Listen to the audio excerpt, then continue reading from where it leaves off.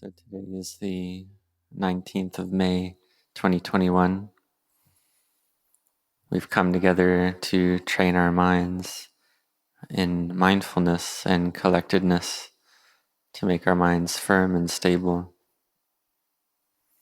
And the Lord Buddha taught to practice samadhi a lot, to build our parami, our spiritual virtues, until our ability to practice samadhi is full. When the Buddha was still a bodhisattva in his last life, when he was 7 years old, he sat in meditation under a tree, observing his in and out breath, observing the breath and being with nature. And he was able to enter a state of deep concentration. And this is the mind of the bodhisattva. Even as a child, the strength of his spiritual virtues was much more than usual, much more than normal.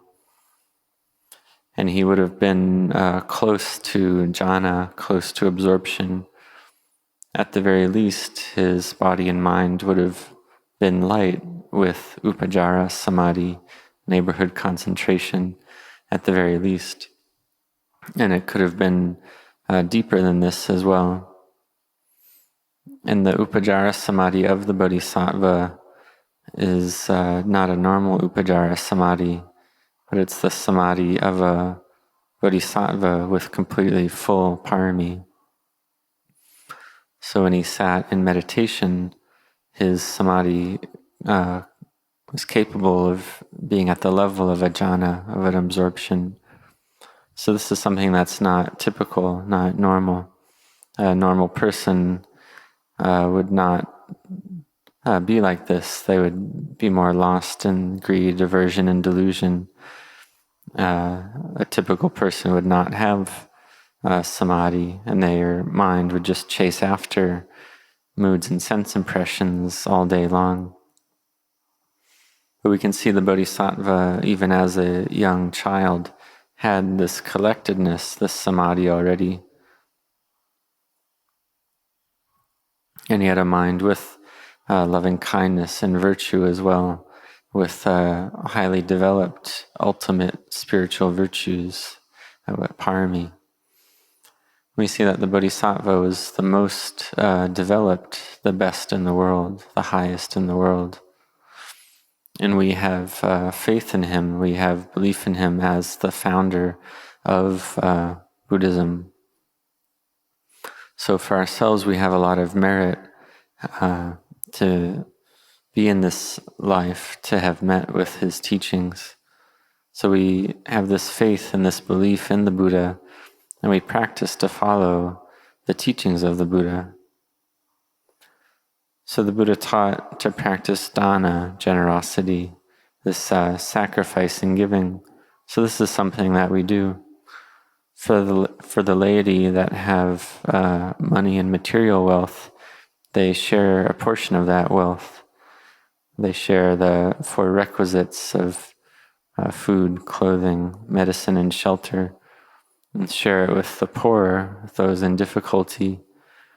For instance, now with the COVID pandemic, there may be many experiencing material lack, and one shares according to one's strength and energy. And there may be people that lack sufficient food, sufficient water, sufficient medicine, or not having appropriate or needed medical machinery such as breathing machines. So we help according to our faith and according to our energy. Then we get the benefits of this sharing. We feel full and content in our hearts because our hearts have this sacrifice and giving, which is a great merit. It's a foundation for us to do more types of merit because it cuts off the sense of self. It reduces the sense of self. The sharing of material wealth, the 4 requisites. And we can see nowadays, especially nurses and doctors sacrifice a lot. they work very hard, work to the point where they're extremely tired and exhausted, even to the point where they'll fall asleep at their desk or even pass out. This has happened. And even some individuals even will die in the course of their work, helping others die due to the COVID disease, the COVID virus. So we can call this sacrificing one's life, giving one's life. So this is something we do as an act of merit, as an act of homage to the Buddha, the Dhamma, and the Sangha. And another type of puja or homage is the practice of sila, virtue, and also the practice of mental cultivation, of bhavana. We practice following the Buddha's teachings. We see the Buddha taught that the sila gives rise to happiness, fullness in our heart. And when we feel this fullness and happiness and ease in our heart, then we feel that we want to keep practicing in this way. Because the heart with suffering suffers because of this attachment to the self. This attachment to the self is the cause for suffering, for dukkha to arise. So we see that there's clinging and attachment, and then there's fear as well, and fear of old age, fear of sickness, fear of death. So given this, what should we do? We should practice and train our minds in samadhi. We can chant a lot, and this is training the mind, and also it's a way of paying homage to the Buddha. We can feel faith and a fullness in our heart when we do this. We can recollect the qualities of the Buddha, the limitless metta, loving kindness of the Buddha, the compassion which has no bounds, with no comparison, how the Buddha wishes to help all beings, wishes to free them all from suffering due to this limitless loving kindness and compassion. And we can think that the Buddha sacrificed everything for the sake of all beings to help them be free from suffering. As a bodhisattva, the Buddha sacrificed his life, sacrificed his own flesh and blood. And he did this sacrifice of his life and body in all of his lifetimes in order to build his parami to be full, in order to realize the perfect self-awakening of Buddhahood. And this is something that's really not easy to come by. So we recollect the qualities of the Buddha, these great, magnificent qualities, and this can give rise to rapture and happiness in our hearts. We may think that even for ourselves we may help each other just in this one life, and even that can feel difficult. And the example of the Buddha is that the Buddha helped beings and built parami in so many lifetimes. You can say millions and millions of lifetimes, and even more than that, such that one cannot even count the number of lifetimes that the Buddha used his life to help living beings, to build his parami to be completely full, to be the most parami. So we can see at the time when the Bodhisattva was born, this parami was already full. And then the Buddha realized the perfect self-awakening, and then taught us how to follow in his footsteps in order to realize the same truth. So for ourselves, we consider that we're ready, we have everything we need.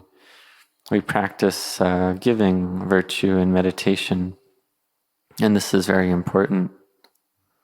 We practice to cut off wrong views with wisdom. And we use this wisdom with the various other qualities of the path. We do dana with wisdom, giving to just the right amount. We use wisdom with our sila. We practice sila intelligently. And we use wisdom with our samadhi as well. We use wisdom to not be too tight or too loose in our practice. And we should be very careful with this point. If we try to be too firm and too intent, then this can lead to clinging and attachment. And if we're too loose, then we'll just get lost in suffering. So may you make this just right. Follow the middle way. Do it just right. Have effort in your practice. And we can see that one's mind is born and lives many lifetimes, even in the course of a single lifetime or even a single day. The eye sees a form and the mind is born right there. And same with the ear, the nose, the tongue, the body, and the mind. The mind is born into these various sense objects and experiences. So we should be very careful at this point, because this is right here is where the kilesas arise. And these kilesas, these defilements, have been embedded in our hearts for a long time already. And they give rise to birth right here in the present moment. So liking or disliking arises right here, where we are born and we die right here. So may you be very careful with this. Practice not to cling and not to chase after these moods and sense impressions. So may you be careful and restrained with this. In the beginning we have this faith and belief, this belief and faith that the Buddha is rightly self-awakened, taught the liberating Dhamma to fellow beings, to us. And we have belief that the noble Sangha, those who have awakened after the Buddha, do exist and have existed in the past and do exist in the present. And we have faith that this Noble Eightfold Path that the Buddha taught is capable of curing suffering in the present moment. And there's no new teachings that one needs in order to cure suffering. This Noble Eightfold Path has been taught perfectly and completely and is unchanged from the time of the Buddha. And just like the kilesas are just the same as they were in the past. There's no new kilesas. They're all the same as they were before. So you can see ever since 2,564 years ago, we still use this same liberating path, and it's still capable of curing suffering just the same. But we also must realize this path, it's something that one must walk oneself. The Buddha taught the path. The Buddha knew the path for himself. But the Buddha was not able to determine his mind to remove all the defilements from the hearts of all other beings. This is something that can't happen because our karma is something that we've done ourselves. And so we must do the karma to liberate ourselves as well. One must do it oneself. But the Buddha taught the way. The Buddha showed us the way, and this finding of the way is something that's very difficult to do. This original finding of the way to be free of suffering. This is something very difficult, and it's something that the Buddha has done already. So the great teachers have taught similarly that it's like an orchard. This orchard has apple trees, cherry trees, mango trees, pear trees, citrus trees, and so on. And this orchard is full of all these various fruiting trees. And all we have to do is go pick a fruit and eat it. And the Buddha is the one who owns the orchard. And the Buddha simply teaches us to go into the orchard and eat the fruit. So we can see that the Buddha had this much more difficult task of finding the way before us, and it's just up to us to walk the path. And the Buddha built this vast amount of parami over all these countless lifetimes. and taught us the path of sila, samadhi, and panya, this path which is the highest path, the best path. We practice to have mindfulness to see the drawbacks of clinging and attachment, seeing that having been born we must die, we must be separated from that which we love, and this is normal and natural.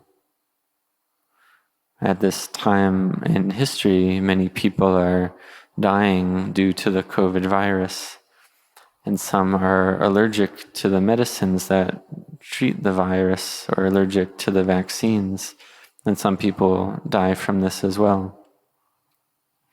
We probably get a lot of news about this change that's happening in the world with the pandemic. And the truth of reality, the truth of the way things are, is still the same, the truth of old age, sickness, and death. And so having met with this path to liberation, therefore we should practice it, we should walk this path. To practice mindfulness, collectedness, practice this firm establishment of the mind, and to contemplate the body, contemplate all the things of this world as impermanent, suffering, and not self. And this is the mind object of vipassana, clear seeing practice. To see the body as just a composition of these four elements of earth, air, fire, and water. And it's the same for all beings in the world, for all the 7 billion humans on the planet. They're all just composed of the earth, air, fire, and water.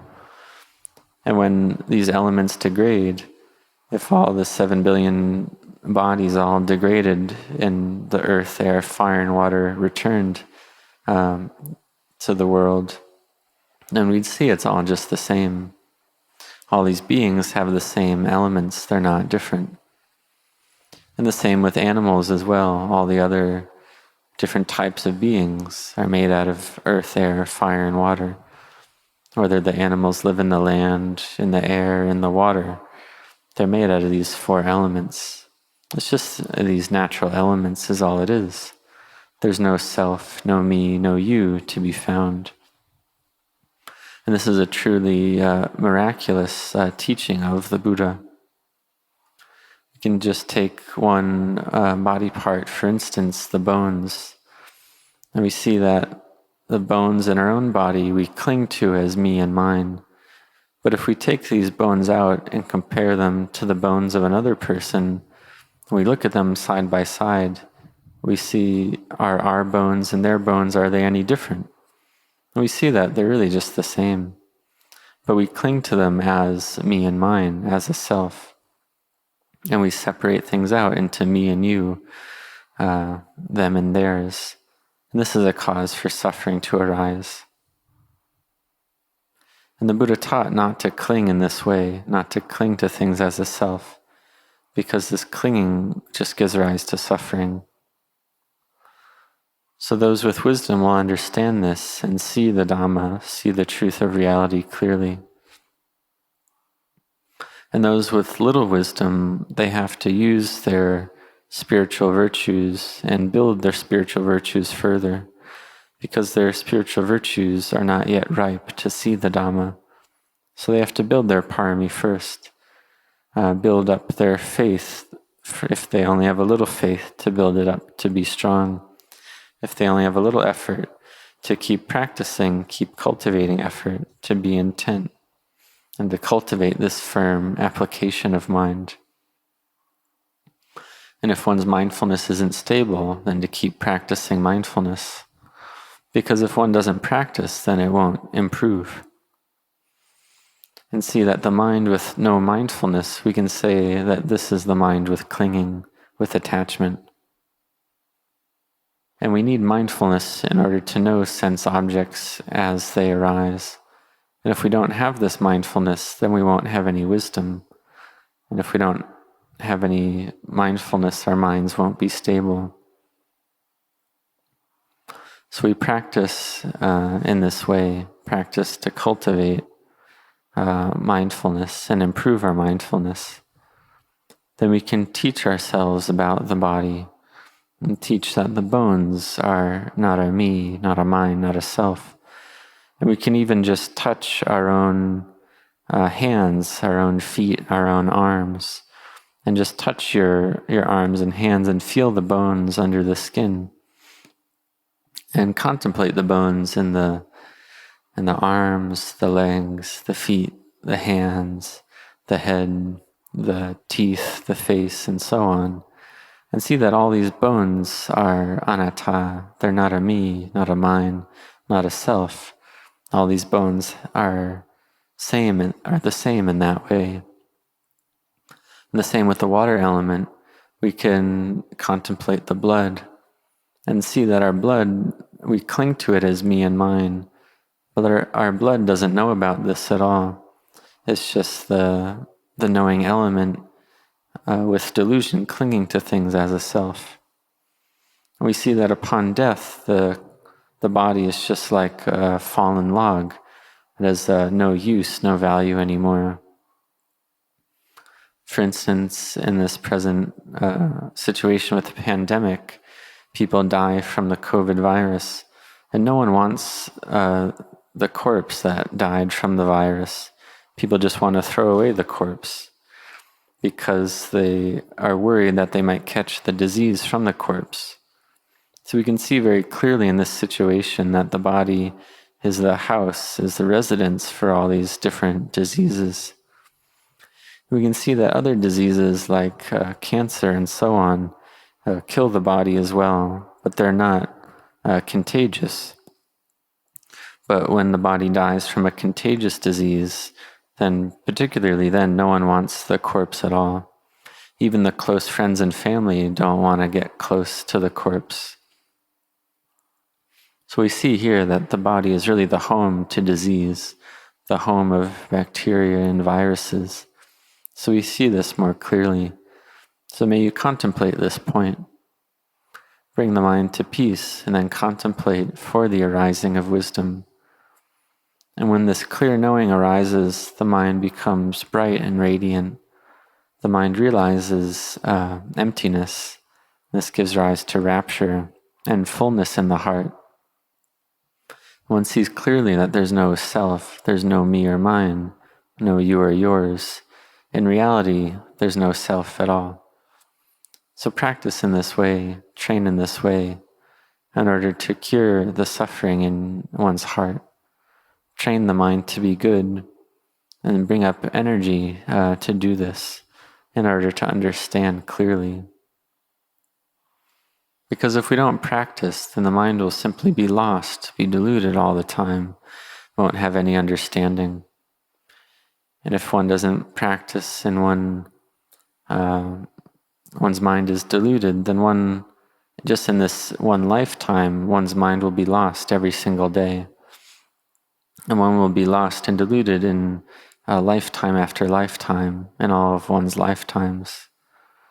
And we can see that even in the course of a day, as the mind receives the objects of the six senses, one is continually born throughout the day, over and over again, countless times.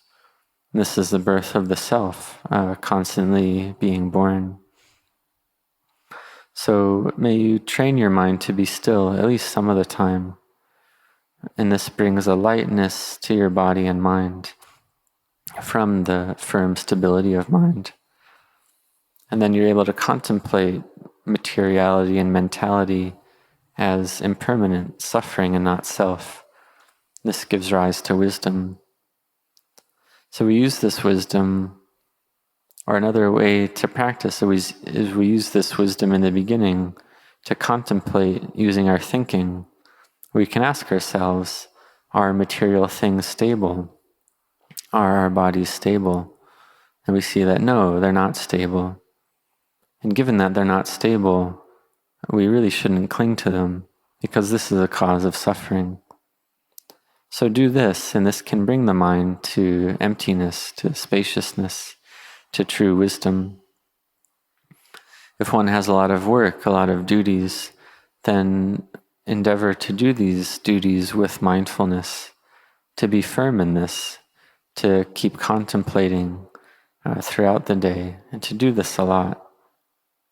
So may you have effort with this training and see that in this life we have this incredibly precious and good opportunity to follow the teachings of the Buddha, to understand the Dhamma, and to follow the example of the noble Sangha in this very life. So for ourselves in this lifetime, this means that we have great merit and great parami already. For some of us, we may have come from the other side of the world, crossed the great ocean in order to come seek the Dhamma. So this means one has sincerity already. So may you be sincere in your practice in order to see the truth, to see the Dhamma clearly. So may you make this, make your mind firm in order to make this possible, to be able to see the Dhamma. If one thinks a lot, if one has a busy mind thinking a lot, then use one's meditation word a lot as well to bring up a lot of mindfulness. So if you think a lot, then practice in this way. One must have effort in this to bring up one's meditation word quickly and often, to bring it up in one's mind in order to bring the mind back into the body, to bring the mind into the body. Because the mind must be still in order to see the Dhamma. If the mind doesn't have stillness, then it's very difficult to bring about understanding. It just brings about understanding only on the level of perception, of sanya. So may you practice in this way. May all of you apply your hearts firmly in this practice.